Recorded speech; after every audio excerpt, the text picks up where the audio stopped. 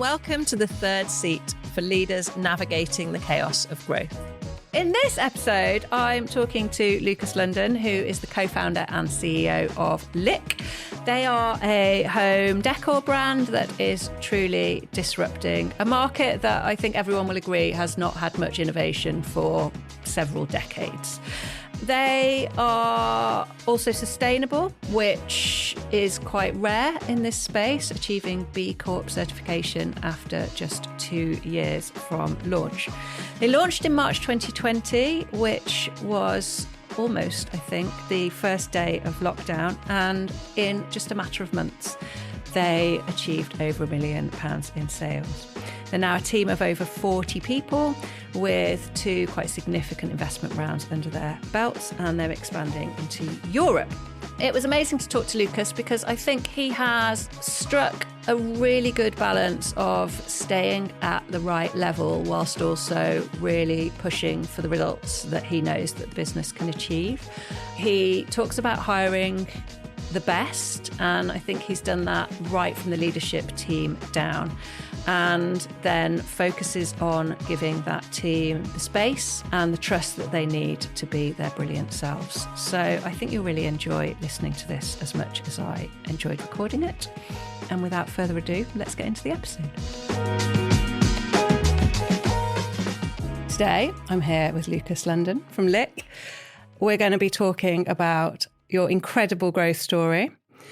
You launched 6 years ago, I believe, on the first day of lockdown, and you've had absolutely exponential growth since then. You've got a team of over 40 people now. Yeah, around 40. Around 40. And I think for me, listening to various different podcasts and reading all about Lick in prep for this session, I think you tick all of the boxes of that kind of fast growth, high change business that really sort of captures people's imagination, breaks through, if you like. And for me, that's why I'm really interested to talk to you about your journey. And today, we're not going to necessarily be talking about your journey from the point of view of how you got there from a business growth point of view, because I think that's done. I can certainly find podcasts where that's done. But it's more about thinking about things from the team growth lens and your growth as a leader. So welcome to the Third Seat podcast. Thank you very much for having me on. First of all, I'm going to ask you to just talk me through, I guess, the context and how the business has grown over time, but also within that, how the team has grown. Because I know we were just talking a minute ago about how your wife's part of the team. It's an interesting bit of info. So how does it all work team-wise? Yeah, we started about just over 6 years ago, and we started as a D2C paint brand. Yeah. So we were excited by the fact that the market was massive. We didn't feel that any of the incumbent businesses were building a brand that resonated with modern consumers, that met modern consumer needs. We didn't believe there was a brand that was solving the true customer problem, so helping people choose color. And at the time, online adoption was very low, so it was sort of sub 5%. So we felt that if we could build a brand that resonated with the modern consumer, help people choose color, transform, help support them transform their houses into homes, and drive online adoption, we could take market share. And through the 6 years that, at our core, we remain digital first, and we are focused on building that brand and very community driven in the way we do that. But definitely the channel execution has changed significantly. We grew very quickly during COVID through lockdown. And then post-COVID, we realized to continue the growth rate that we had achieved to date and to build the biggest paint brand in Europe, which has always been our goal, we would have to build a multi-channel business. So that created a moment in time that required a huge amount of evolution and change. We knew the brand was sort of bigger than the business size at that point, and we knew we had to be in DIY brands, DIY retailers to continue to grow. And we were lucky to be, approached by a number, and that evolution continues today. But that has shaped the business a lot in the way we've grown. So we're still true to the business and the brand that we started with, but the shape of the business has changed dramatically from that. And how's the team evolved with that? Because I think, like you've just said, the breadth that you operate in now is completely different to where you started, right? So how have you had to evolve the team to go along with that? Well, the team we have today is fundamentally very different from the team we started with. And that's through multiple reasons. You know, when you are very early stage, you tend to have, I'd say, sort of startup generalists. So people doing lots of different things. Yeah. Obviously, as the business grows and processes are put in place, you start to have people doing very specific roles. Yeah. You know, at the beginning, we were purely focused on building a D2C business. That requires very different skill sets to one that has sort of multi-channel. Yeah. Whether it be, you know, operational requirements, product requirements, commercial requirements. We had to sort of grow those areas.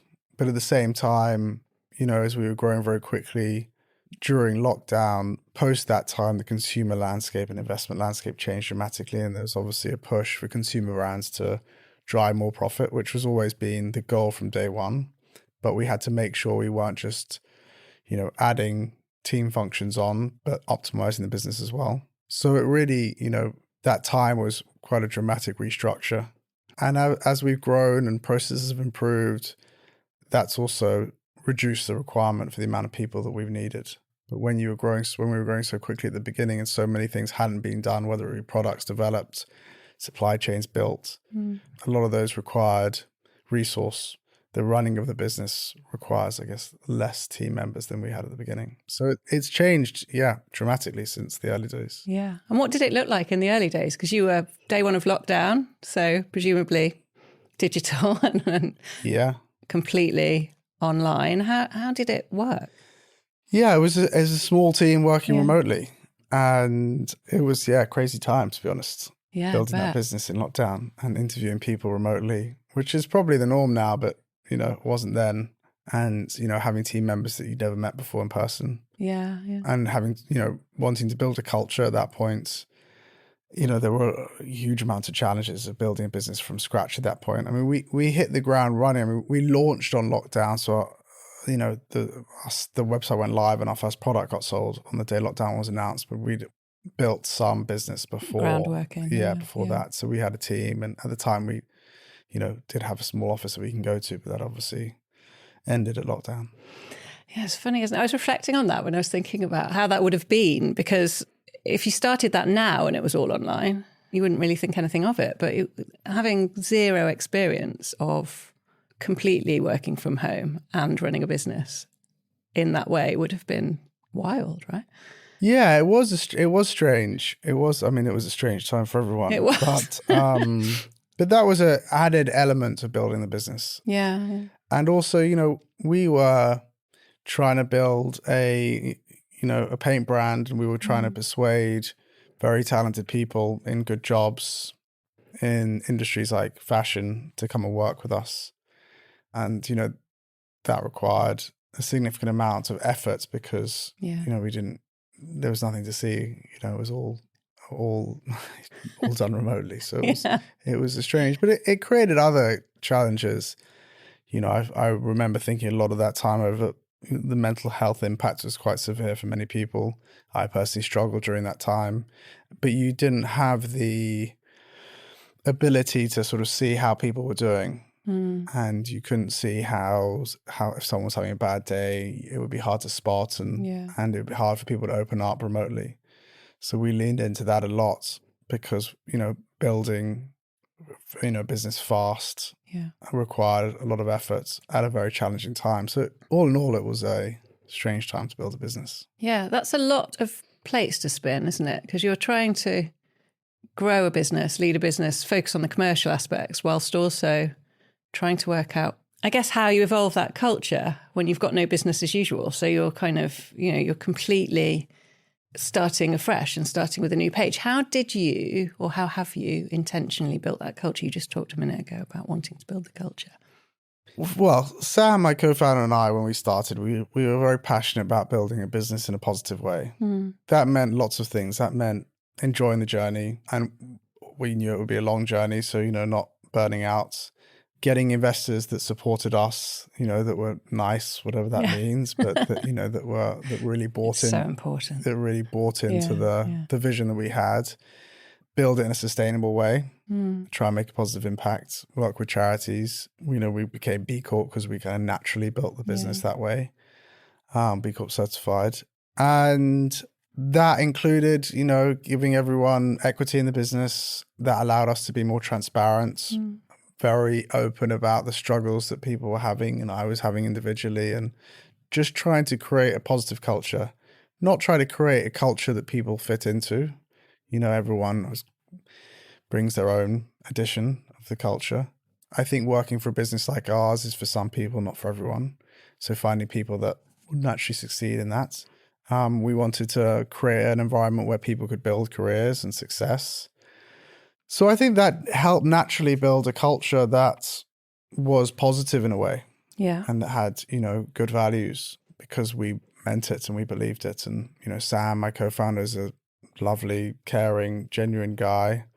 And we just wanted the journey to be a positive one. Brilliant. I don't think you go far wrong with that kind of mentality. Yeah, we've gone wrong. That's for sure. We'll come to that in a minute. But it's a better way to do, because I think you can get it very wrong. Yeah. But at least you can look in the mirror and know that you tried to do it right. Yes, because it's impossible to do that, in its purest form and succeed. Yeah. Because it's very challenging to build a business, and especially in the macro dynamics we've had over the last 6 years. Yeah. So there are lots of hard times and hard decisions. Yeah, it's tough, isn't it? So you talked earlier about convincing people to come into the business. Mm-hmm. And I've heard you mention on other podcasts about hiring the very best. And you've just talked about finding people that naturally succeed in that environment. And I think it's a really tricky thing to get right. We see a lot of clients, especially as they're going through that transition between startup and bigger business and sort of establishing business as usual. Finding the right people is tricky. So I would be really interested to get your insight on what hiring the best means and in practice for you, and how you've actually done that, because it's tough. Yeah, I think, we want obviously to succeed in a business. It's all about the people. Yeah. It's all about both the people that work and build the business, but also obviously about your customers and your community. So from a people that work at Lick perspective, the best way we can succeed is if we have the best talent. So the first thing we have to do is create an environment that the talent wants to work and the offering. So whether it's competitive salaries or equity included or private healthcare or, perks that we think could incentivize people to join us, to be very transparent and give a huge amount of information on job specs and about the company. Be a strong brand, I think, is really important. People want to work for a good brand. I think our values help. Yeah. People that join the business tend to want to make a positive impact on the world, and that's what sort of drew them to Lick and our sustainable sort of pillar of our brand. So I guess you've got to, be a place where those people want to work. And then you have to, find them. And that's part of the interview process. And we're very passionate about using tasks and challenges because we think we've had the best success that way. But to be very transparent about the role. And then, the next part is keeping people in there and keeping people in the company and allowing them to succeed in the role. And having a strong people ops function is massively important, and having people in the right roles managed the right way. And, it's been a fascinating journey because some people really succeed in the business and some people, don't. We have a very high NPS score, and we have a very positive team and that have left the business that are positive.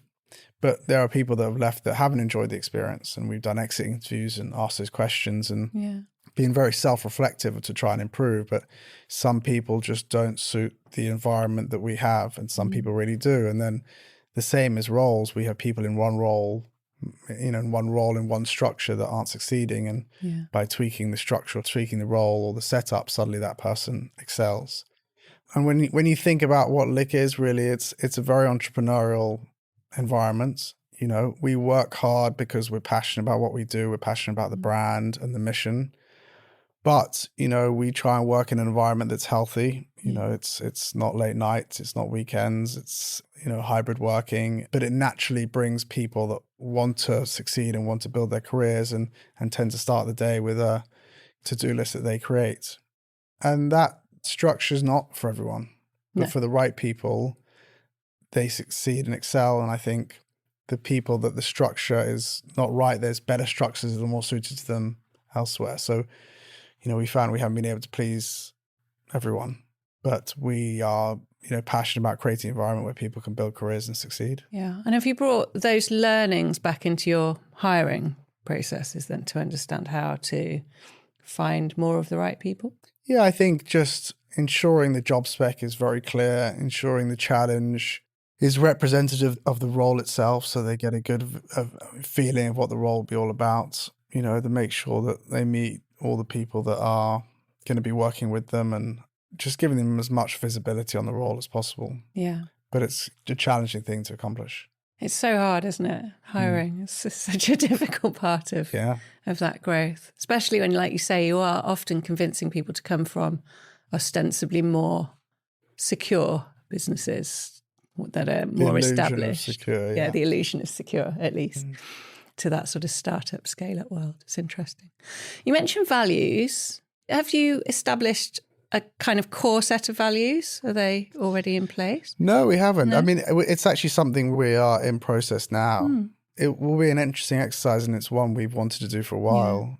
And it'd be interesting to see what each team member feels that the values are. But it's more, they might not be on paper yet. Yeah. But we're kind of very passionate about how we're building it. Yeah, and you feel that you live them already. Yeah, probably so. So it's about just sort of crystallizing those into what it is for everybody, I guess. Yeah, definitely. Yeah, interesting. How are you planning to do that?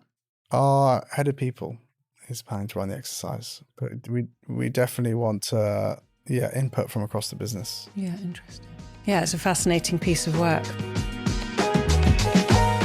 Hi, everybody. Just a reminder, I'm Rebecca Morley and we are Third House. We help ambitious entrepreneurs to become better, more intentional leaders.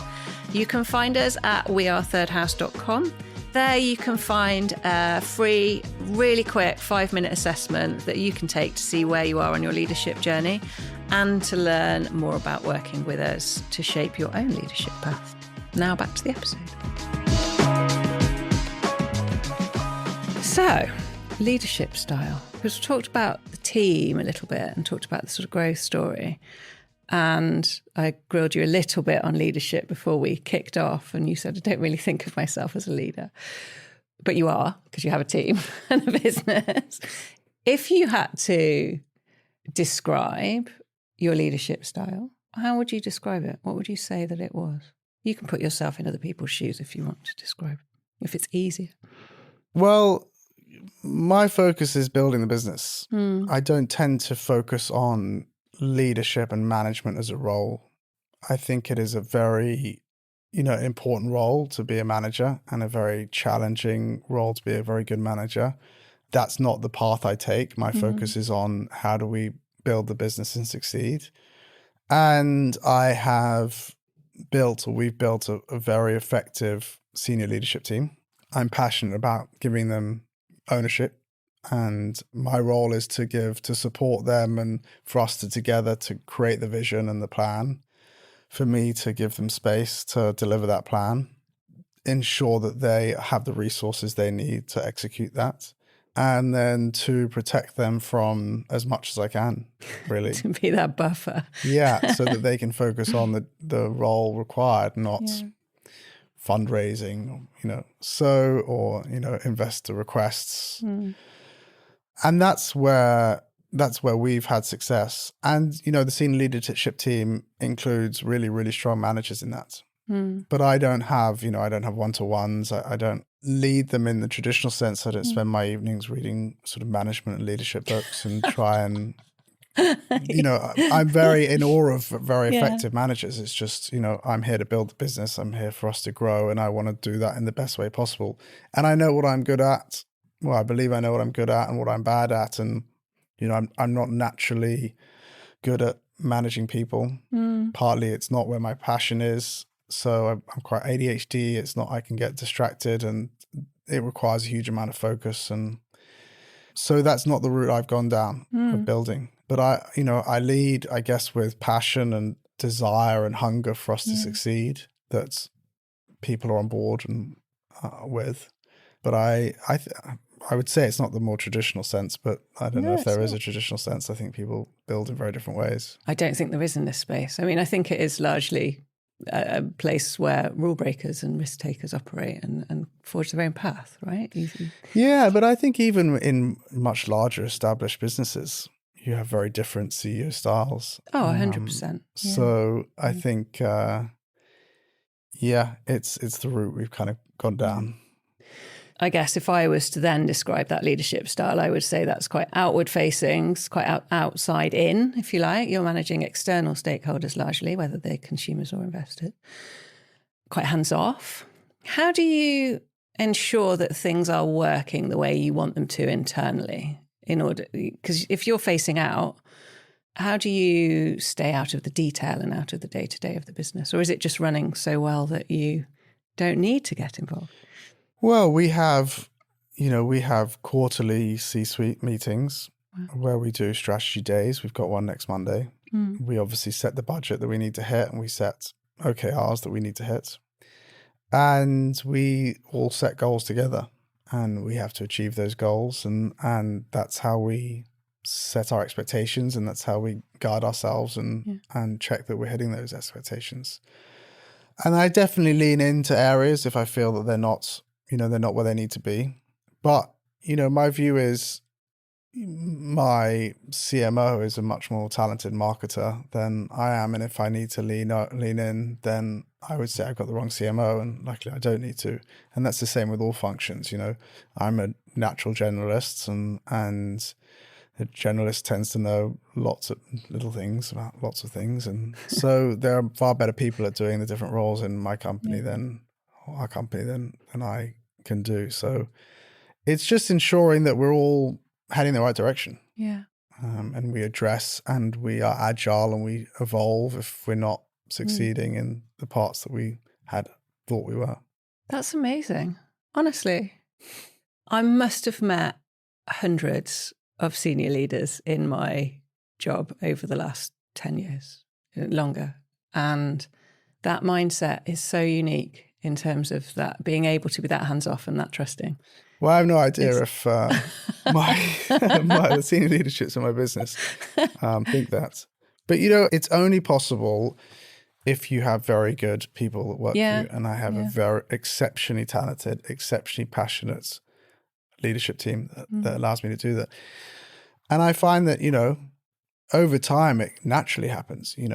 As soon as you stop being in the details, right when we were building, obviously, right at the beginning, I was building in the supply chains and designing products. And once you start hiring people and stepping away, then as soon as you start to get back into it, you just get in the way, because you don't have the context or the details, and it's not scalable.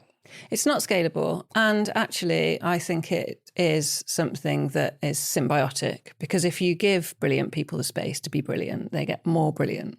And I think this is often the mistake that leaders make, is they almost put a stick in people's spokes by getting too involved. But it's so tempting, and it's so easy to feel, as the person who came up with the idea and started the business, that you are the one with the most value to add. And it's just interesting that you've naturally just operated in that space. Well, it's very restricting if you're one person. Yeah, you can 100%. only do too much, It's a bottleneck. so much. So I tend to find that it would, limit our growth massively if I was too involved, and limit the ability to scale. But there are some great businesses being built today, consumer brands that I can think of, that have very hands-on CEOs. But I tend to feel that they are in a discipline. I tend to feel that the CEOs that are hands-on, that are succeeding, might have a very strong digital marketing background. Yeah, and absolutely. They're an online-focused business, and they're just succeeding because that person is taking a leadership role in that function and making sure that business is the best at it. Yeah. You could argue, in the sort of my purest form, that you then could hire that person, and as long as that person is incentivized and has the attributes that's needed to do a great job, then that could be replaced. But, different approaches. Yeah, and I think you can always see what that natural discipline of that CEO is, because it's either the relationship that is the worst in the business because they're stepping on one person's toes in the C-suite repeatedly, or it's the hire they haven't made in the C-suite because they operate in that space themselves. Yeah, exactly. It's quite interesting. And where that person's come, their background, I started in a hedge fund and just always been, as I entered the sort of startup industry, whether it's an industry, startup world, space. I was always a generalist, so I didn't come in with a specific focus. I mean, I definitely lean in more on finance. I'm much closer if there's one function. I'm very across the way we're budgeting, our financial modeling, and that's because I come from a finance background. But I think probably if there's one area that I would want to lean into, it would be that anyway. Yeah. So just natural, isn't it? I suppose. Yeah. So it's the most important part of the business. Yeah. But I'm sure there's lots of things that I definitely could be doing better. I mean, I know people have a very effective one-to-one strategy. I tend to just focus on ongoing conversation and a very open dialogue. I think you can achieve everything that way. Yeah, absolutely. So in another podcast that I was listening to, you talked a little bit about really wanting to create a culture at Lick that avoided some of the mistakes that you've seen historically in other businesses that you've worked in. So I'm not going to draw you into specifics, but it would be really interesting because I think often people's leadership styles, management styles are a patchwork of what they've made work, what they've seen work for other people, but also trying to avoid certain things. So I just wanted to understand from you what some of those mistakes you've seen are and what you're avoiding. It'd be interesting to think what I was referring to.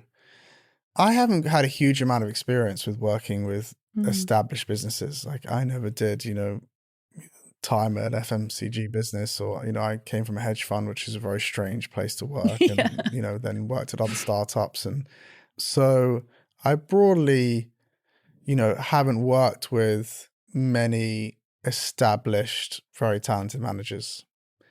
So I broadly seen what, hasn't worked at times. And, whether it be in environments where senior leadership, showed a huge amount of stress. That's sort of maybe synonymous with trading as well. That can happen, which is what hedge fund was. I didn't want to create that environment. I wanted to create a sort of transparent environment because of experience I'd had elsewhere.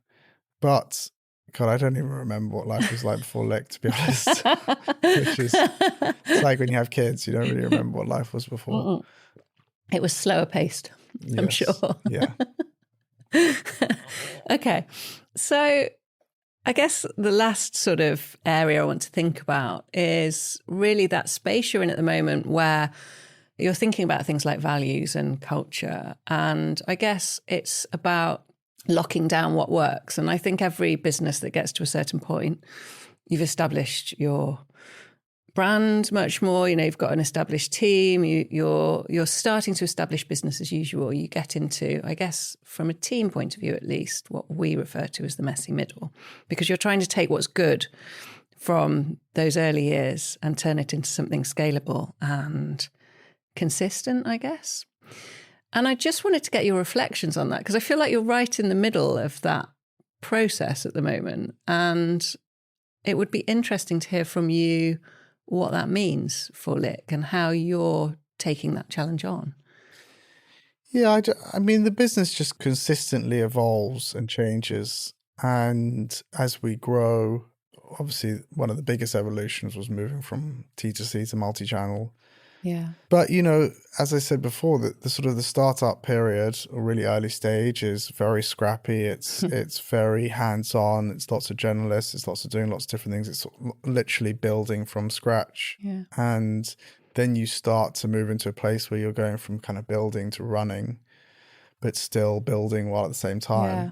And thus, you definitely see churn as people who started your business go on to do other things because maybe their roles aren't the same anymore, or they've done a few years at that type of business and they want to try something new, or they're much more suited to the really early stage. And processes become more efficient. You need people in more specific roles. The business just evolves.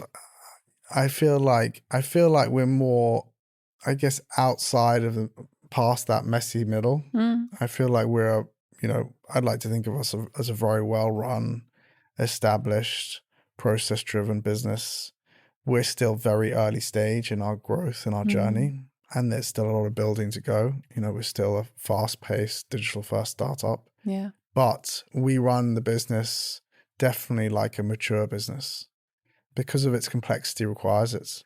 Whether it's, the multi-channel, nature, the high SKU numbers, it requires processes, requires cash flow management, requires efficient ops and scalable supply chains. Yeah. So that requires, we need to be a mature, well-run business. Yeah. But there is that middle phase where you go from implementing an ERP system and you're kind of building and finding the issues and putting in processes in place and trying to go as fast as you can. And that's that kind of messy middle where I guess probably the start is just trying to get a sale and try to create a product and try and get it into someone's hands. Yeah. How did you get to a point where you've got a really well-run, mature business? Because that's a very easy thing to say, but probably something more difficult to make happen. Yeah, I think it's probably a very painful experience because it's usually driven by finding problems and having to fix them and solve them. Yeah. I mean, definitely there was, actions we took, whether it was the implementation of a ERP system or implementation of a data architecture that gives us really strong visibility and understanding of the business and customer. Frequently you'd find a problem and you need to make sure that problem doesn't happen again, and you would fix it, and you would do that with processes and systemically going through sort of each department and each function, creating as much efficiency as possible. And that sort of same exercise is happening now with AI and understanding how we can implement AI to optimize and improve efficiency and outputs. You go through each section and tends to start where they, all of our C-suite and directors started very hands-on. I think that was always very important. Yeah. So they kind of built it kind of with their bare hands from the ground up and then drove efficiencies and built processes that they would have had at their previous companies. Okay. Hence hiring the best people with the best experience in, because you're taking people who know what good looks like, right? That's the goal, yeah. That's the goal. And tell me about AI, because I've been talking to lots of clients about AI, obviously, recently, and different people are responding differently to it. How is it impacting you as a business? Well, it's an interesting space we're in because at its core, we're not a very disruptable business through AI. Whatever happens, people want homes to live in and we want to help people create those homes. But definitely we can utilize AI to drive efficiencies and outputs. Yeah. And, people talk about making, we're not passionate about replacing people. We're passionate about making them superheroes. I think the term lots of people use, which I think is very powerful. We're passionate about making sure people use AI for their own career development. Yeah. And we're keen that we use AI to ensure people aren't wasting their time doing things that they could do with support. But I think there's an amazing opportunity to improve your output, but also it's a requirement. Yeah. It's changing so quickly, obviously, that, we wouldn't want to be left behind. We wouldn't want the people that work for us to be left behind. Yeah. So it's a really important subject. How we implement it is we're constantly testing and exploring, whether it be putting in our job specs or including in the challenges in the recruitment process, putting in OKRs. We trialed something where we did every once a week. We did a kind of AI talk discussion where we all shared notes on how people were using AI and people would do presentations. And now we're doing a sort of new process where my co-founder is working through each department and, working out how best to utilize the technology. Yeah. Because it's challenging. To some people it comes naturally. Some people are interested in it and inquisitive and, want to utilize it. Some people are slower. Some people are scared. So, I think we know we need to create strong support, guardrails and foundations for people to utilize the technology. Yeah. I think it's like bringing any other team member in, right? You've got to help people to build trust and build a relationship with that team member in order to sort of be able to get the best out of that person. Yeah, definitely. In this and case, it's just AI. changing so quickly. Yes, phenomenal. I'm very aware that I've got to be careful saying anything about AI because I'm just going to look stupid in a few weeks' Yeah, time well, this is when the someone thing. looks back and... This is April 2026. Yeah, It'll probably be exactly. out of date by June. Yeah, definitely. It certainly will be. And you know, Yeah. it's moving so quickly that you think you are, you know, we've done that investment. People are utilizing, Yeah. you know, the technology. But if, you know, unless those individuals aren't driven to keep evolving how they use it and finding new tools and new ways to use it, Yeah. it gets dated so incredibly quickly. Yeah. And then there's the ability to structurally change the business. And that Yeah. requires much more investment and time. Yeah. Whether it be, you know, how we've built our website to date may need to be rebuilt, or the data architecture in order to drive much more efficiencies in the future requires sort of foundational work. Yeah. Which is definitely what we are doing. Much bigger piece of work though. Yes. Wow. It's a lot, isn't it? Once you start thinking about it. Yeah. Okay. So last question, and this is going to require you to put your leadership hat back on again. Well, I'll just ask you what the biggest lessons you've learned are along the way. And if there's a leadership angle to it, then fair enough. But if not, then fine. Lessons. Yeah. Having lots of lessons. The biggest one is always don't be afraid of failure. Yes. I think it's just in society, and especially ours, that's a stigma around failure. Yeah. And you can't really succeed without failing. And the biggest learnings come from failure. And, you know, running a business every day is lots of problems, lots of mini failures. Yeah, definitely. And then, you know, building business, there'll be always so many problems that you need to overcome. Whether it's, you know, macro or micro, but even in the last 6 years, you know, we've had everything from, we banked with Silicon Valley Bank and that went under sort of mid-haircut. And we have had COVID, obviously was a huge challenge to build a business during COVID and the supply chains. Post-COVID, we had a you know, weaker consumer driven by of course. high interest rates and raw materials inflationary pressures. And I think we're on a second war with Ukraine and now Iran and the energy crisis and the raw material pricing impact that has. And, you know, the list kind of goes on and blow on. After blow, yeah. And, you know, these can feel existential and can drive a huge amount of stress. And that's not to mention the sort of day-to-day problems that you need to overcome.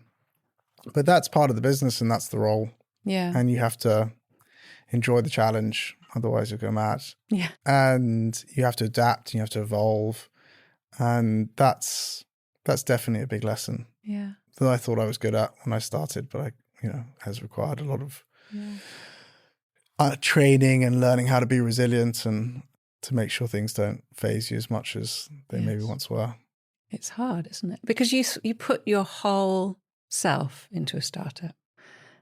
Yeah, absolutely. And that's why it's hard. And I think that's why I find the funding rounds very challenging. Yeah, yeah. And we've had some great success. We have some amazing investors on board that have supported us through the journey. But, you know, you have to go and sell what you truly believe in. And you have to get lots of no's. And you're betting your whole life on what feels like your whole life on this. And you know, it's hard for people to not necessarily see the vision that you have. Yeah, and take it to heart. Yeah, exactly. Do you think you found that part of the process any easier for having a finance background? The funding rounds? Yeah. I think it gives you extra credibility? Or yeah, potentially. Yeah. I mean, it's more of a sales function, really, raising capital. I think my background's helped me. Yeah. You know, whether it's I started as a hedge fund investing in European equity, so understood learned what a good business looks like, what a good P&L looks like. Yeah. You know, what the end goal is as well, you know, and build towards that. Yeah.